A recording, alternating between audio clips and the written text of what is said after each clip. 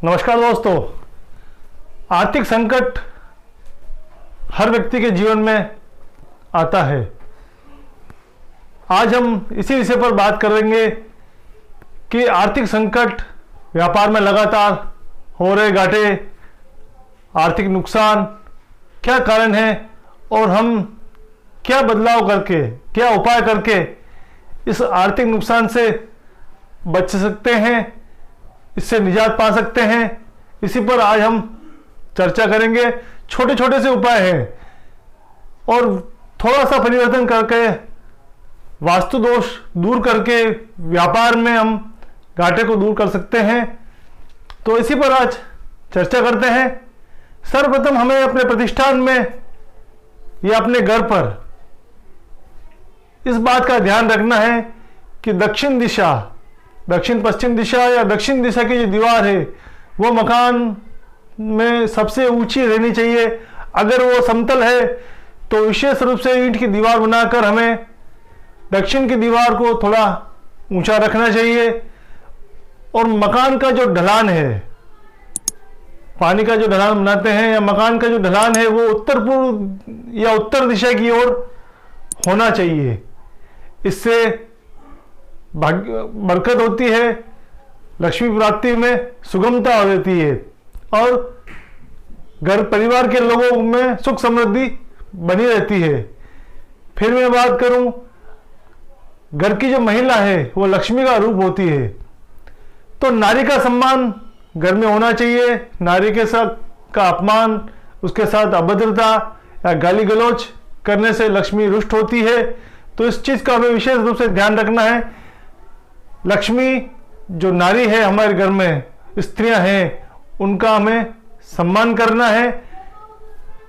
और मैं बात करूं तो स्त्रियों का भी ये कर्तव्य है कि वो जब भी रसोई में खाना बनाए तो खाना बनाने के बाद चूल्हे के ऊपर रसोई में काम आने वाले बर्तन को न रखें। खाना बनाने के बाद उन बर्तनों को नीचे रख देना चाहिए, साइड में रख देना चाहिए। चूल्हे के ऊपर उन बर्तनों को नहीं रखना है। तवे वगैरह, तपेली वगैरह जो भी हम इस्तेमाल करते हैं उनको चूल्हे के ऊपर रखकर रात को नहीं छोड़ना है, इससे भी लक्ष्मी रुष्ट होती है। रात को जूठे बर्तन नहीं छोड़ने हैं घर में, जूठे बर्तन धोकर ही सोना है, इससे भी लक्ष्मी रुष्ट होती है। बिस्तर पर बैठकर भोजन करने से भी लक्ष्मी रुष्ट होती है।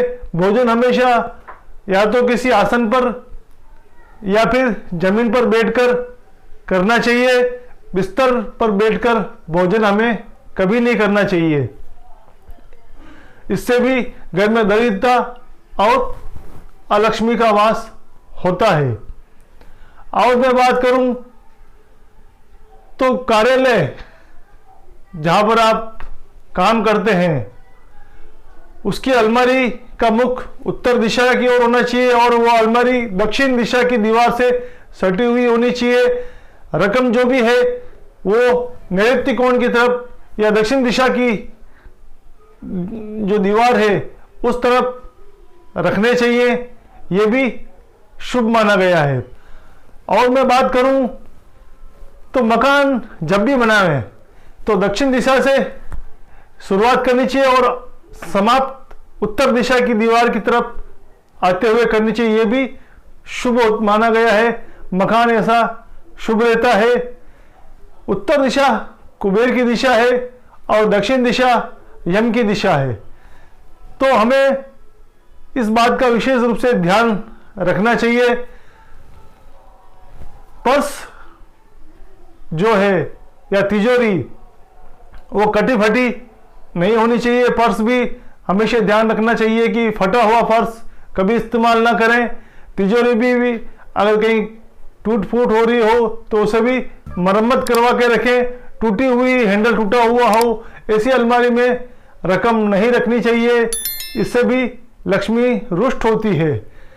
फिर मैंने पिछले एक वीडियो में आपको स्वर विज्ञान के बारे में बताया था कि जो स्वर हमारा चल रहा हो उस स्वर के अनुसार ही हमें घर से बाहर कदम रखना चाहिए और प्रतिष्ठान पर जाते वक्त भी उस स्वर का विशेष रूप से ध्यान रखना चाहिए।